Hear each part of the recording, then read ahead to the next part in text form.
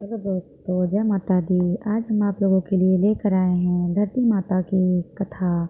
आशा करती हूँ आप लोगों को यह कथा बहुत अच्छी लगेगी। अगर अच्छी लगे तो लाइक शेयर ज़रूर करें, सब्सक्राइब ज़रूर करें, बेल आइकन ज़रूर दबाएं, जिससे आपको अगली कथाएं सबसे पहले आपके पास आ जाएंगे।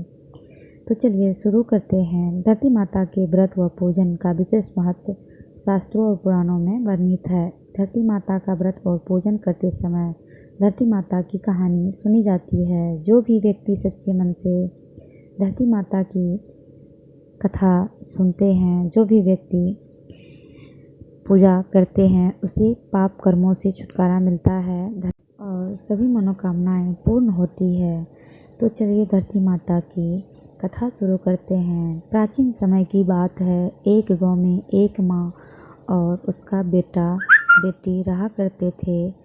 माँ गरीब थी, वह मजदूरी करके अपने परिवार का पेट भरती थी। धीरे धीरे दिन गुजरते गए और बच्चे बड़े होने लगे।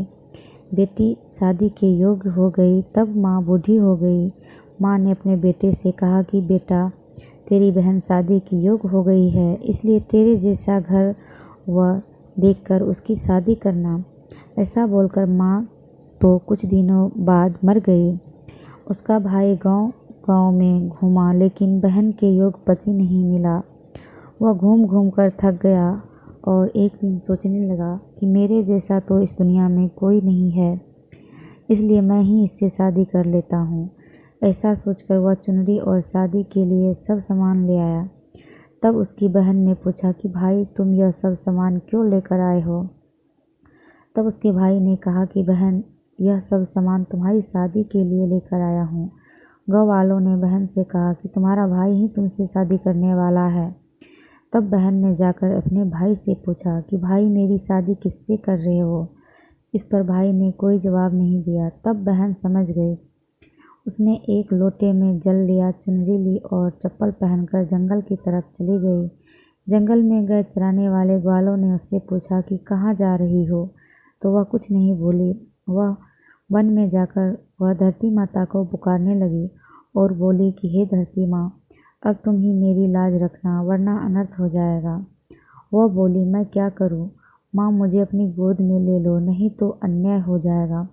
तब धरती माँ फटी तो बहन ने एक तरफ लोटा, चुनरी और चप्पल रख दिए और वह धरती में जाने लगी। इतने में दौड़ता हुआ उसका भाई जंगल में आया और उसने ग्वालों से पूछा कि मेरी बहन किधर गई है? ग्वालों ने कहा, तेरी बहन उस तरफ गई है।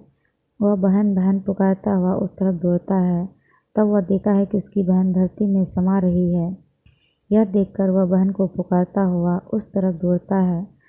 तब तक उसकी बहन धरती में समा चुकी होती है। केवल थोड़े से बाल दिखाई दे रहे थे। वह बहन के बालों को मुट्ठी में पकड़कर रोने लगा। बहन तो सत्य के लिए धरती माँ की गोद में समा गई। मेरी बुद्धि भ्रष्ट हो गई थी। माँ का वचन निभाने के लिए मेरे जैसा कोई वर नहीं मिला, इसलिए ऐसा विचार आया। ऐसा बोलकर वह जोर जोर से रोने लगा।